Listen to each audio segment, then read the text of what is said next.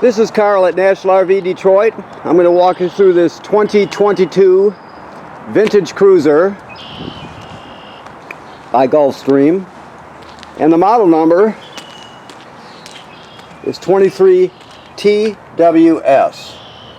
So this is a how-to video. I'll show you some of the features and how they work. So you have your typical crank down stabilizer jacks. Your steps fold right into the trailer and they have adjustable legs. Always make sure when you've leveled off your trailer, when you're camping, that this piece is parallel with the threshold so the bottom of the door clears it. If you ever have trouble shutting the door, it's binding up at the bottom. That's because your legs need to be retracted a little bit, so remember that. You have a power awning with LED strip. Outside speakers. This is the vent for the range hood. So when you're running the range hood to vent, if you're cooking and you're venting to the outside, this is where it vents to the outside. You have a signal and power here, regular 128C. That's the vent for your furnace. This is a TV mount. Okay. This is just in case you. This is a pre-wire, and this is a proprietary type hookup here. This one's made by Furrion. It's a solar charge port. So basically, you would buy their solar panel, which is a little kit that charges the battery, a solar battery charger, and this is where it would plug into. And if you had it, you would point it towards the sun and charge your battery with it. So that's all that is. You're getting a hitch with this. So this is a Husky centerline weight distribution hitch with built-in sway control. We'll show you how that works when you pick up. And your crank is right here. Your cranks are right here. You see you have a short one and then a regular 3/4 crank for your stabilizers. The smaller one is for your tongue jack. You have a power tongue jack, but if it ever fails, you can pull this plug and you can put the crank on there and you can crank it manually to get yourself out of trouble. So keep that in mind. You've got 2 LP tanks which are full, a brand new deep cycle marine battery right here, and this is the other side of your pass-through storage, and that is your 30 amp power cord right here. This is your sprayer, your quick connect sprayer here. It's a quick connect end. Alright, so the most common way to get water to the trailer is at the city water hookup, which is farther back. This is the second most common here. This is your fill for your fresh water tank. If you don't have city water, you can pre-fill your fresh water tank, and then when you get to your campsite, you can use your pump, your onboard pump, to pump the water. All the plumbing will work as though you have city water. You'll just be pumping it from the tank, so that's an option. These are your hookup for your dump hose plus your valves here. This is the gray on this side, and on the right is your black tank, which is toilet water and waste. Let me see what we have here. This is your tank. Let me look in the back here so I don't give you bad information here. Okay, yes. So this is your black tank flush right here.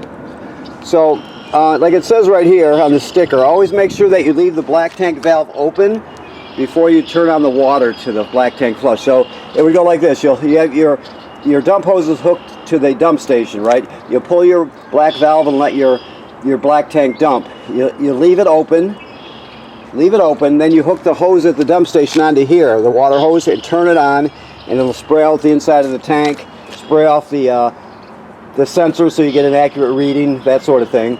But never run this or turn on the water to this when your black tank valve is closed, okay? This is a service panel for your refrigerator.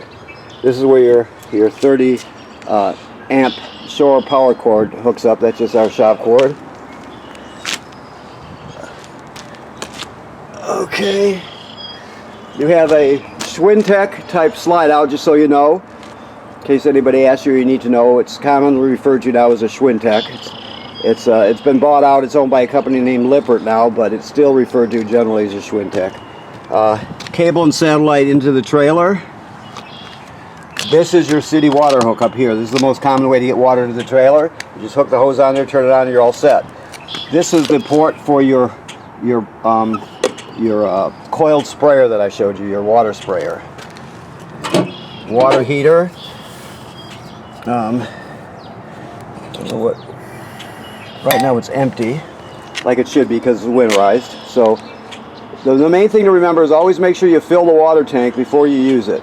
You're gonna drain it for the winter time, obviously. So when it comes to time to de-winterize the trailer, always make sure you refill it before you use it, before you use the water heater.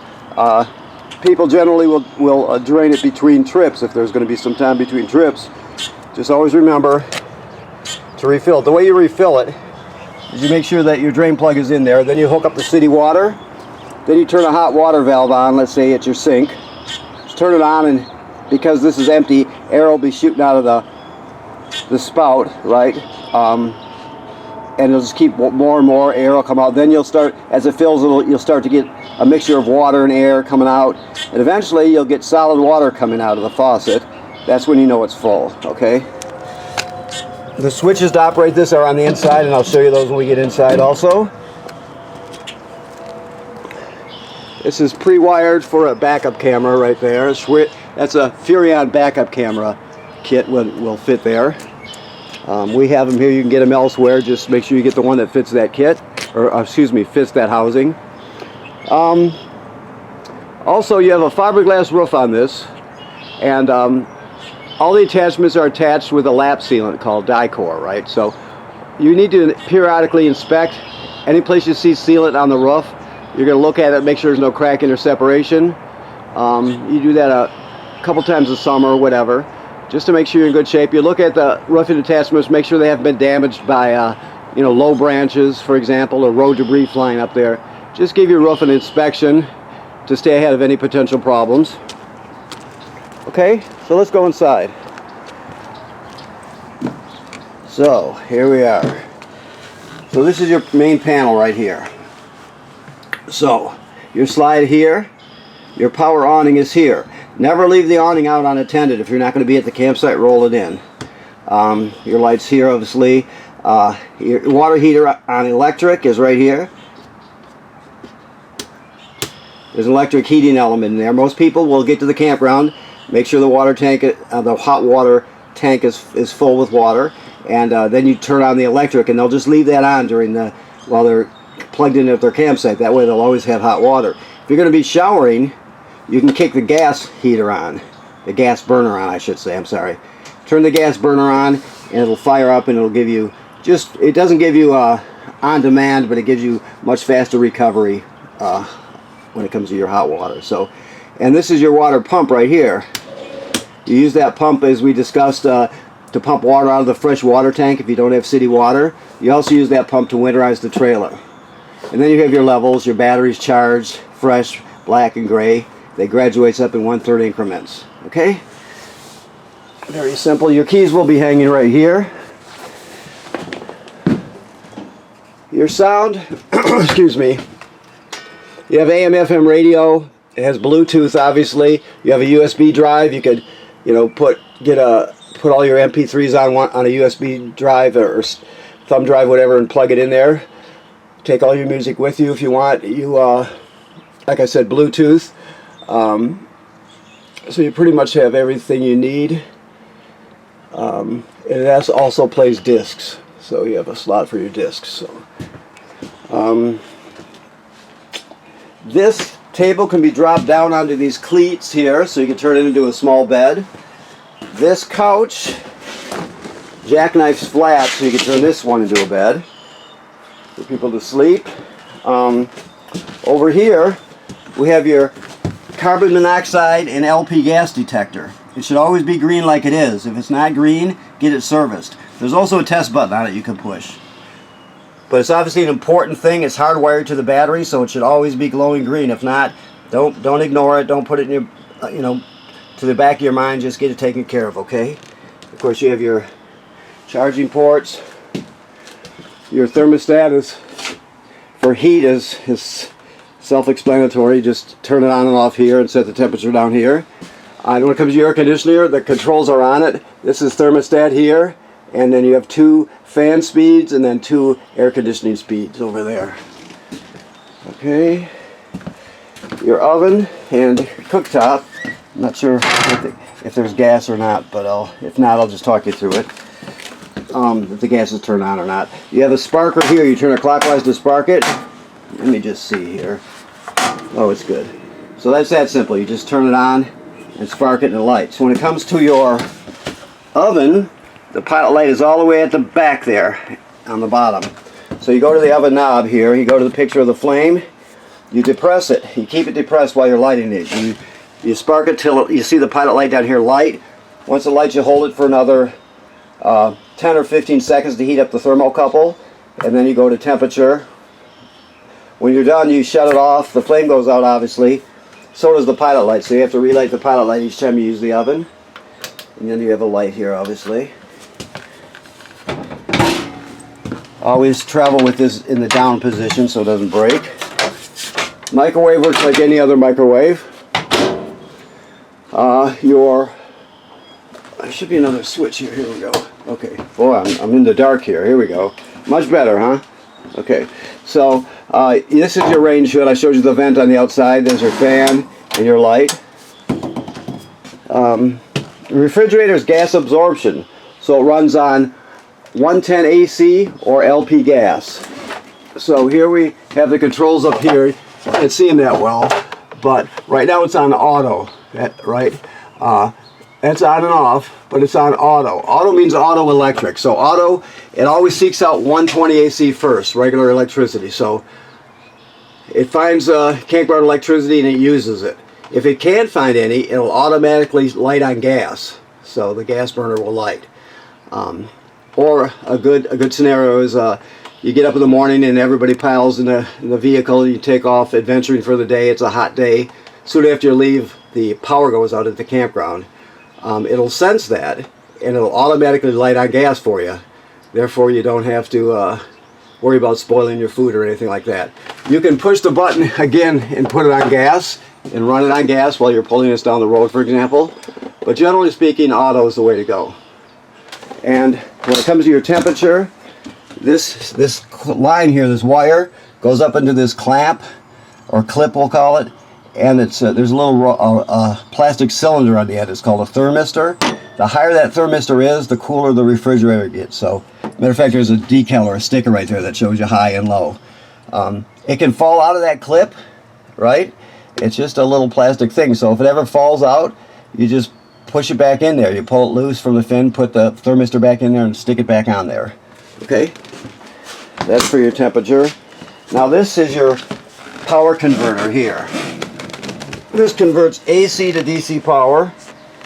So, you can see you got regular 120 AC circuit breakers like you'd have at home, and then they're all labeled here. So that's your regular AC power. Everything that can run on 12 volt DC in a trailer does. Some things have to be AC power, like the air conditioner or the microwave, for example. Other things can be run on DC. So therefore, the AC is converted to 12 volt DC on this side. So you got 12 volt fuses here, and they're labeled. So that's where the 12 volt comes from. Your battery also stores 12 volt DC. So this will sense how much energy your battery has and needs.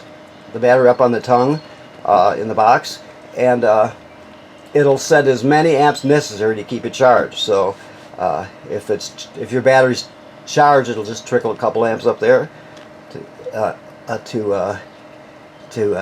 tender it, or maintain it, I should say. And then if it's low, it'll send 10 amps or whatever is necessary to keep it charged. When you're pulling down the road, your tow vehicle's alternator will charge the battery. So this is the power converter. It's an AC distribution center, it's an AC to DC converter, and a battery charger. Okay. All I can do is get up off the ground now. There we go. Shower, self-explanatory. I'll have them put a little silicone on the bottom rail there. It binds up a little bit sometimes, but that's no problem. It's obviously, like this trailer is obviously in extremely good shape. Whoever owned it took really good care of it. Whoops, sorry about the camera work. The bathroom is you have a fan obviously, and the toilet itself is a typical trailer toilet. It sits right over a black tank. So what you do is when you get to the campground, you hook up your power and your water obviously. Then you put a dose of chemical right into the bowl, and you step on the pedal and hold it down till you put at least a gallon of water in the tank along with the chemical. Then it's ready to be used till you dump it. You can use more than a gallon of water, which most people do, but don't use less. So keep in mind. Now if you use it dry, if you don't use chemical and water, it'll be a mess. It'll get clogged up, it'll smell bad. It's just a mess. So always make sure when you start using it when you have your empty tank, your empty black tank that's been flushed, the first thing you're going to do is put the chemical and at least a gallon of water in there. Okay? Alright, so up here, we should have some more switches here somewhere, but I did not prep this, so I'm not. Well, that's just a blue light. Anyway, this is all self-explanatory stuff. You have your beds, and you have charging ports, and the emergency escape windows over here. As you can see, hopefully, yeah, there's the escape latch down there. And let's see, and a TV hook up here also. Okay. Alrighty. I think that covers it. Let me look around to make sure I didn't forget anything here. I think I've got it though. Okay. Okay, so I want to thank you for purchasing your trailer here at National RV Detroit. Please remember what I said about inspecting the roof every summer, maybe a couple times a summer. Also, right now this is winterized, so there's antifreeze in the system. All the water's been purged out, so until the warm weather comes, you're set. Make sure you don't run your water heater without water in the tank, okay? Thank you very much.